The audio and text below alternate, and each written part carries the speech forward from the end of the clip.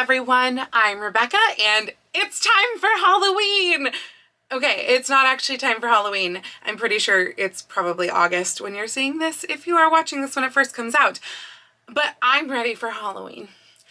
I'm sorry, I'm not a summer person. I'm a fall spring person, and since spring is, over and we won't be seeing that for a while, it's time to move on to fall, in my opinion. And I have some fabric that I've been sitting on for a little bit now, and I'm really excited to use it. And it's Halloween fabric, so we're gonna make a Halloween dress. So this is the fabric. It is an orange and black plaid that I picked up from Joann's as it was closing. So yeah, it's been in my pile with all of my other Joann's stuff because I don't have room to put away the Joann's stuff, and it has been sitting there also with some just plain orange cotton. The orange cotton I'm actually just going to be using as a liner for this project, and I will probably use it for further other Halloween projects like later this year or in future years. But this is going to be our dress fabric today, and I was feeling quite inspired by this dress right here. This is a collectif dress, jumper dress that I saw online, and it's really cute, but it looks like it's pretty much discontinued and only available in a couple of sizes in the UK. So I want one for me, and I really liked the way that I did with Winnie the Pooh, like that I did a straight panel skirt and just had it really full and pleated. So that is the plan for this one. The collective one I think has like a circle skirt or a circular skirt. I am doing a really full pleated skirt. Like basically I have 180 inches of this fabric, which I think is 5 yards. And I am going to use all of that in a jumper dress. And I'm going to use almost all of that in a skirt. So for the pattern, I am going to be returning to my Gunny Sacks, or my Gunny Saxoween, because that's how it started, pattern. Though I am going to be making a little bit of a tweak to it. I mean, for one thing, that pattern I have tweaked over and over every time I've used it. I think at this point I've used it maybe 4 or 5 times, honestly. And this time I'm going to be changing it up even more. For one thing, I really like the collectif way that it has like a strap that comes down and buttons right here.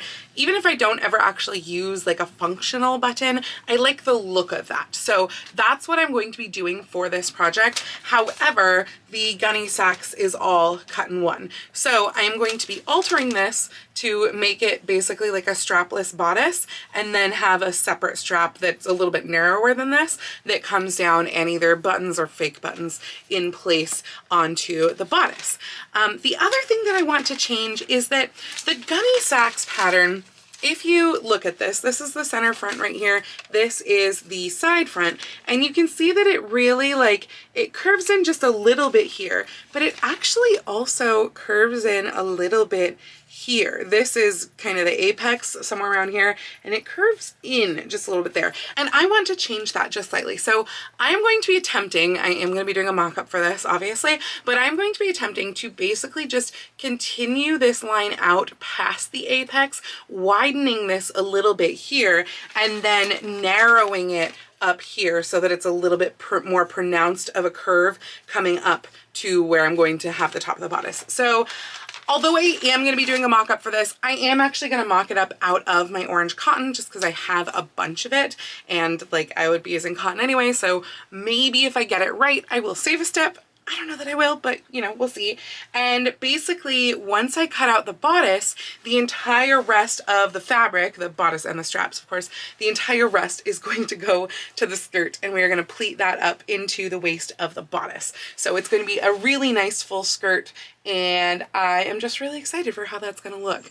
So let's go ahead and mock up this bodice and see if we can get it right, hopefully on the first try, knock on wood. So I also need to alter the back pattern piece because I'm bringing away that whole strap section, and I need to basically bring down the top of the bodice, and then I will have a separate piece of a strap going up. So right now I'm just I was holding this in the mirror kind of up to my back, and trying to determine where that top line should be, plus including the seam allowance. And I have drawn a little pink line across here because it looked like it was just a little bit north of this fold that I hadn't pressed out yet. So I think that's what I'm gonna do. The other thing that I remembered is that I have a jumper dress that's kind of a similar-ish style, very different pattern. To be honest, I don't remember what pattern I used for this pumpkin dress, and I'm sure it is somewhere in my videos because I think I made this in like 2020 maybe or something like that, so I'm sure I could go find it. But yeah, I don't remember what pattern I used. I like this pattern. I mean, I've always liked this dress. It does have straps with buttons. These ones are functional buttons. This one feels like it is honestly a very low back. Like it feels very short, the front as well. And so I'm kind of torn on like, okay, do I go with what I had figured out or do I take it down to this? I can always cut down more, so I'm gonna go with the higher because just comparing this to the pattern where I've just drawn those lines, I think this is at least about 0.75 inches shorter as in the pumpkin bodice. So it's bringing it up a little, but not a ton. This is also like, this back of this bodice is literally just a straight piece, no darts or anything. I do have a tiny dart, like really tiny. I think it's like 0.75 inches wide in the Gunny Sacks pattern. I'm gonna go with that for now. This one also has crossed straps in the back, which I do find that like that helps because I have very narrow shoulders, so it does help to keep straps on. I don't know that I want that for this though, to be honest. Like, I guess to be honest, I don't want that for this, so I want to try to do straight straps and see if I can make that work. If I can't, I will move it to cross straps instead. But yeah, I would rather have straight straps. But yeah, this one's like a really cute neckline. I know it doesn't look good when I'm just holding it up right here. It just kind of looks straight. It's not. It's a little bit of a scooped out sweetheart. And this is a darted bodice. Like there's a side dart here and then the darts down here as well. I'll have to go back and watch that video, I guess, and find out what pattern I used for this because I honestly do not remember. And it's not a pattern that I feel like I have been using since then, not like the Gunny Sacks or the one from the Winnie the Pooh dress that I kind of revisit over and over. So yeah, I have my fronts drawn out on my fabric right now. I'm gonna go ahead, draw out the back on there as well, get those cut out and sewn together, and we will try on the mock-up. Well, I have the mock-up. It like doesn't even remotely work. Like, I don't know what's happening here, but it is happening in both front and back. It is humongous at the top. Yeah. So I have a lot of fixing to do to get rid of all of this. Like, wow. And more in the back. I'll see you for mock-up 1.2.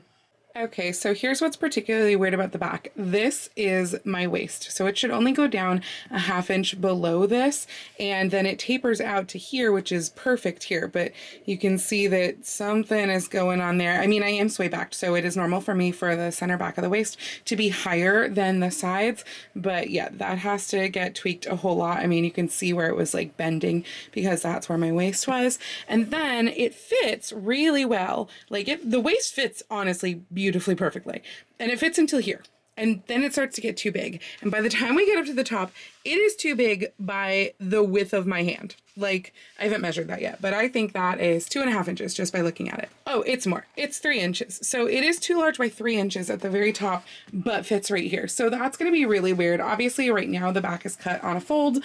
It's not going to be able to. I think I'm going to do a reverse dart. To be honest, I'm not sure, but I think I might do a reverse dart in the top. I don't know why it is shaped like that. I mean, I could also potentially take it out over here and reshape kind of the arms I curve. These straps were also set way too far out. They need to be here, not here. Obviously this is just ribbon that I pinned in place, but it's a good way to test straps. And then for the front, it fits really great into here, which is just above the bust point. And then it needs, this is where the seam should be. So that needs to get curved out all the way to there. I liked the fit of the center front, so I really don't want to change that, but that makes that a really drastic curve. So I don't know if that's going to work. I also have to compare one side to the other to see if they're the same. same. They're certainly similar, but I feel like this one looks a little bit smaller.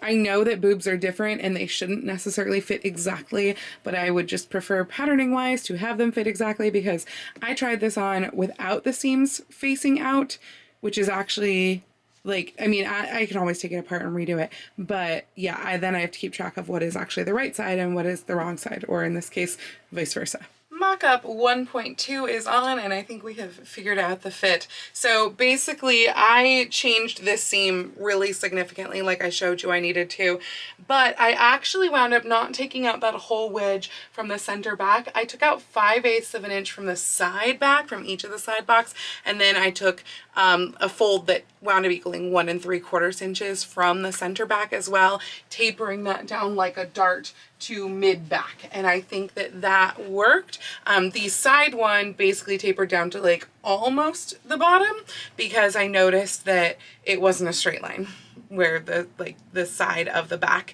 it wasn't straight. So now it's straight, and that seems to have solved the fit issues. I do think the straps, A, need to be a little shorter because they are too long, and B, I think they need to move in just a skosh, both in the front and in the back, because you can see like where it doesn't line up with my camisole, and I feel like it would just be smartest to have it line up with my camisole, even though I'll obviously be wearing a blouse underneath this jumper.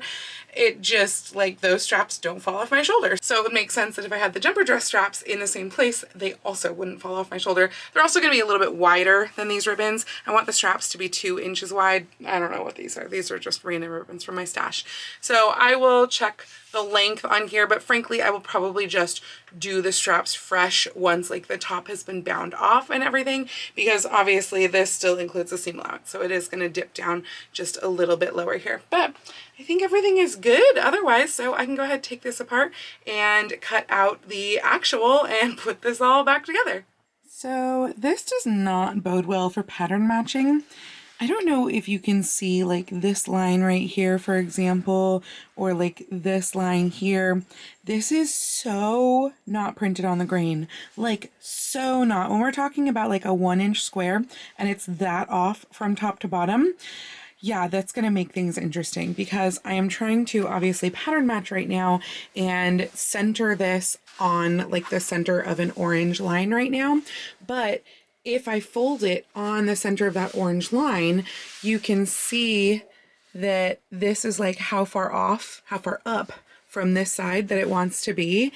It's really off, and this is just a little piece. This is just the back we're talking about right here, which, by the way, I did realize that I can actually cut this on the fold, because once I took that wedge out of the back, it could be like pivoted to still be a straight line again. So I am still planning to cut this on the fold, but the fold is not helping when the grain is that off. So I'm probably going to try and squidge this and see if I can do this without it like wrinkling and warping weirdly, because if I don't cut it on the print grain, it's gonna look really terrible. The bodice pieces are assembled, and I have also made straps just by sewing a long strip that is 5 inches wide and like folding it and then sewing the edges together and then centering that seam and stitching here and then turning it all right side out with my tube turner. So those straps are just safety pinned because I still do need to do the binding on the top, but let's try this on first to make sure it fits before we bind off the top. Okay, so a few things. One, I think the fit is mostly really pretty great.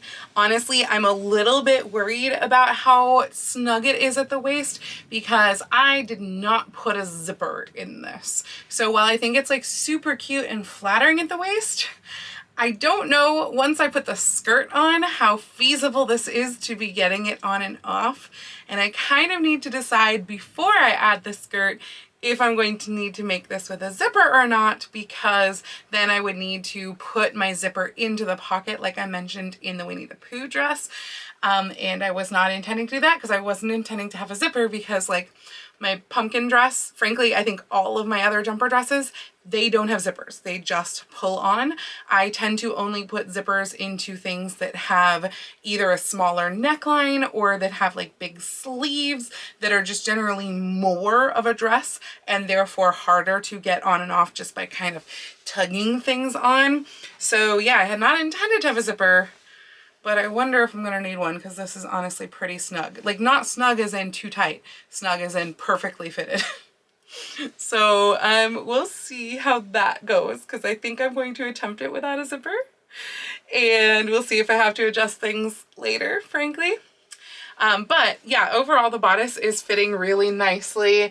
I like the look of this. The one thing though is that I am getting some wrinkling right here on the boob because of how like defined this curve shape is.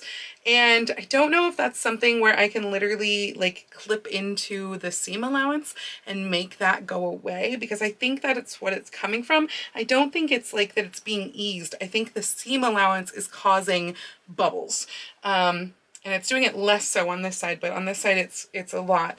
I don't like to clip curves in something where you're like gonna, you know, have access to those seams. I prefer to just press those out as much as I can. Right now that seam is pressed towards the inside because that is the way that it would be smoother. Like it doesn't have to kind of press in on itself. But it's kind of ugly, especially on this side right here. So I have to see if I can do something about that just to make that look a little bit prettier. The straps need to get shortened from where they are, but they're just literally pinned in place. I can't put them for real until I do the binding because I'm going to lose that extra height there.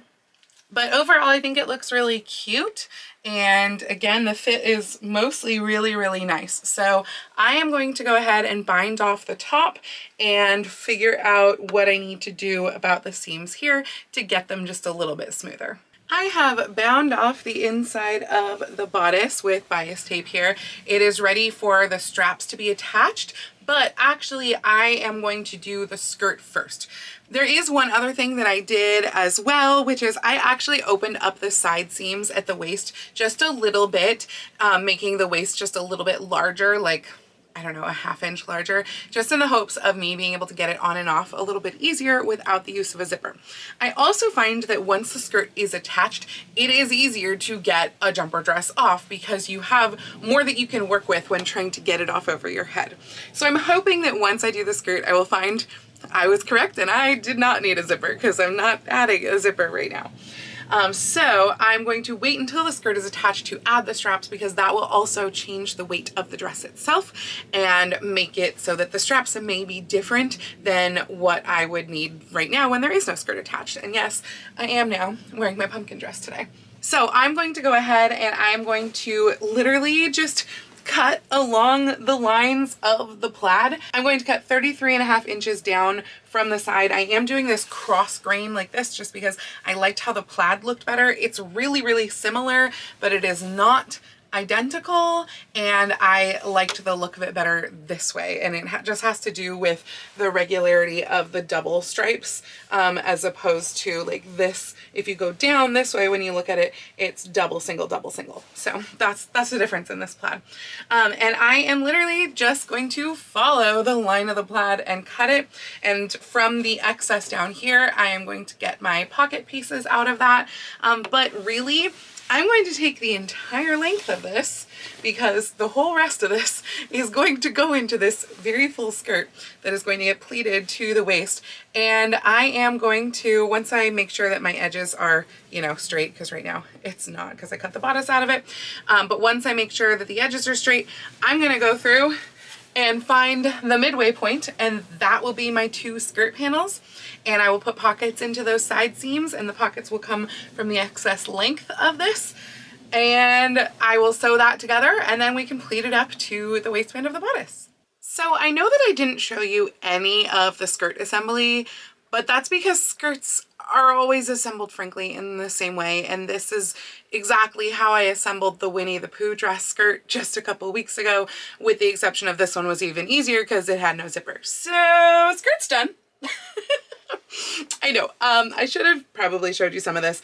Honestly, when you are pleating up a skirt, like again, this is a flat panel skirt. When you are pleating up a skirt that has a pattern like this, you know, a plaid or a stripe or in any way some sort of like a geometrical pattern like that, it is so easy to pleat it because you just count squares. And like honestly, these pleats are all 1.5 squares. These squares are not 1 inch, by the way. I don't know what they actually are. I think they're like 3/4 or 7/8 or something like that. They're not 1 inch. But yeah, I literally was counting 1.5. And then like for the back, I know for certain it was like 2 squares back. So they do overlap a little bit. This isn't like a 3-to-1 ratio. There is more width of this skirt than that would allow. But I pleated it up. I attached it to the bodice and I even hemmed it because since this is a straight panel skirt, even though it is slightly off grain, I am not going to allow it to drop out of the grain because I want it to be even all the way around, like even on the plaid. So you'll notice that like this is literally just the plaid straight down. Like there is no, you know, like going in and out of the plaid. I just followed the grid work and yeah, I just turned a very narrow hem. It is just like this, and that way I could use the edge of the plaid to turn my hem, and I attach it to the waist. And so super simple. Hopefully, I have not done anything to the fit of the bust, so I'm really hoping that it doesn't look wrinkly. I feel like I keep pressing it out, it looks fine, and then I let it sit for a couple hours and I do see wrinkles coming back. So I'm gonna put this on because now it's time to figure out the straps. And I'm gonna put this on. We're gonna see if the bust is wrinkly, if I need to do anything to it besides just pressing it, since that clearly doesn't seem to be working. But I'm going to go ahead and attach the straps in the back. For now, I think I'm going to pin or baste them in place just so that I make sure that I have them in the right place in the back. And I am not going to attach the fronts. My plan, however, is to sew the fronts down and have the buttons be fake, mostly because I have chosen, well, I haven't really chosen my buttons yet, but of the buttons that I am choosing from, they're all quite large and I don't want a really big gaping buttonhole there, and there's really no reason for me to have a buttonhole. I can just sew that down. It's not like they get in the way. It's not like I'm ever going to need to unbutton the straps for any reason. So yeah, I have 4 different button options here. They all look like this. Yeah, there's really no way for me to show them all to you all at the same time, but these 3 are all vintage buttons, and I just have to figure out, you know, if it's those or if it's this big black velvet button. I think this one is going to be too big, to be honest, but we will figure that out once I have the straps at least partially on. And yeah, so let's go ahead and baste or pin those straps in the back and put on the dress and see how things are looking. Well, I was hoping to be able to match up that plaid with that stripe so that it would be an exact match. It's a little bit too far out towards my shoulder, so I'm going to have to move that in just a little bit so it doesn't match up. Also, I think that the boobs are still wrinkly and something needs to be done with them, so I have to figure that out. So I'm gonna change that over and then stitch that in place because I'm confident moving it a 1/2 inch towards the center back will be just fine. But I am gonna have to figure out something to fix the wrinkliness of the princess seams over the boobs because they just don't look great. So I have sewn the straps in the back, and I have also fixed the curve here a little bit, and it is looking significantly smoother. I don't know if it's like as 100% smooth as I would want, but it is definitely better than it was before. What I did was I made a smaller seam allowance in the center part right here, and kept the seam allowance the same over on this part, which basically what that did was decrease the amount of curve in this, I believe. I think geometrically that's what was happening, and so it just made it go together smoother. I have also decided on which button I want to use, and that is this one right here. I like the geometricness of this button, the way that it has like the square. I think I'm going to set it at a diamond angle if it will stay that way, so that it kind of plays with the square a little bit. But I'm going to sew the straps in place where I have them pinned here, and they actually didn't wind up wanting to go where I thought they were going to go. I thought I was going to center them on the seam, but really they are like this little black grid over from the seam, and the rest of it is over on that side of the seam. So they're not quite centered on the seam. And I'm going to sew that in place, and I'm going to stitch those in place over that so that they look like little fake buttons. I mean, functional buttons, even though they're not functional buttons. And then I will be done with the jumper dress. Oh, and I do want to say that in hindsight, I should have put a zipper in this because it is quite a literal squeeze to get this off. I may go back and put a zipper in this at some point, but basically that's how I have to take it off. It's like squeezing it off. It's much easier to go on. It's the off that's harder. But for right now, I'm not putting a zipper in it. I do that with some of my other jumpers, but those tend to be looser at the waist. And I swear that they are all fitted at the waist when I make them. And so what I'm wondering about is, will this stretch out at all at the waist? Which is part of why I'm not putting a zipper in there right now. Putting a zipper in would mean redoing some of the stuff, namely in the pocket and in the side seam, especially because the side seam does not perfectly line up. Basically, the bodice side seam is right here. The skirt side seam is in there, like that's where the pocket is, so it is in there, but I would have to undo the pleats a little because I've pleated over the side seam from the front panel, if that makes sense. So yeah, I'm not putting a zipper in there right now. It may be something that I do down the line if it really annoys me that much to like squeeze it off over my head. But for now, I'm just going to sew the straps in place and stitch those buttons on.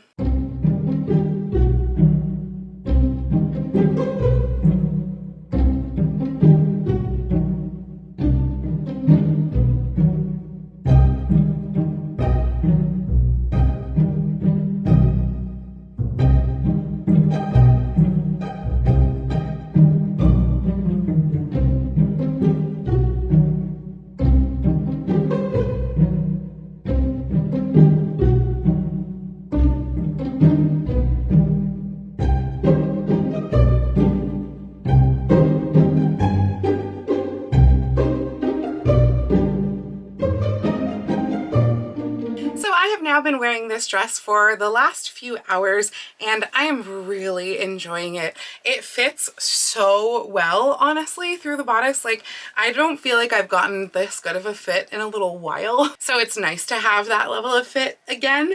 And I also just think it's so cute. It's also so crisp. Like, this fabric was the perfect fabric to do a pleated dress with because the pleats are so crisp, and honestly the fabric itself feels really crisp. Now, I know that that is something that will continue to soften over time as I wash it. Yes, I did pre-wash the fabric, but I only run it through the wash once. And honestly, like printed cotton, it will continue to soften with each successive wash because you're basically, I think, like softening the ink within the fabric grain, like the ink that has soaked into the fabric basically. But right now it is very, very crisp and it works great for pleats. And I personally am also just like such a fan of plaid and pleats. I think they go so well together. I actually will be doing another project coming up sometime probably in the next month or two that is another plaid pleated jumper dress, though that one is actually a cosplay. It's going to be another American Girl cosplay. That's your hint. But yeah, so that's going to be coming up at some point. But I'm very happy with this. I think I'm going to get a ton of wear with this dress throughout the spooky season, and honestly like other times of year as well, because I think that although it is orange and black, it is generic enough that it can be worn anytime throughout the year. So yeah, overall super, super happy with this project. I am just pleased as punch, and hopefully you guys have enjoyed this project as well. If you like this video, please go ahead and click the thumbs up icon. And if you'd like to see more videos like this from me, please go ahead and click subscribe and the little bell icon to be notified every time I post a new video. I do post videos here on YouTube at least once a week, usually with sewing vlogs like this out on Tuesdays, and sometimes with additional costuming or sewing related content, especially shorts, out on Saturdays. But I post every day over on my Instagram, so please go follow me on Instagram. That's at Lady Rebecca Fashions. And if you'd like to help support all of the work that I do on this channel, I do have a link to my Patreon and my Ko-fi down in the description below, or you can send me a super thanks or join my YouTube channel memberships right here on YouTube below the video. I'd also like to take this time to give a humongous thank you to all of my absolutely amazing patrons, without whom I could not do all of this sewing and filming, etc. seriously, and particularly my patrons at the Romantic, Victorian, and Edwardian level tiers, who are Jean, Kim, the Dowager Duchess Isabel Thompson, Audra, Janet, Deborah C., Rowan, Deborah T., Cher Bear, Robin, Nurse Anita, Jen, Dale, Judd, Nick and Steven, and Eileen. Thank you all so much for your support, and thank you all for joining me today. I hope you all have a wonderful week, and I will see you very soon in my next video. Happy sewing!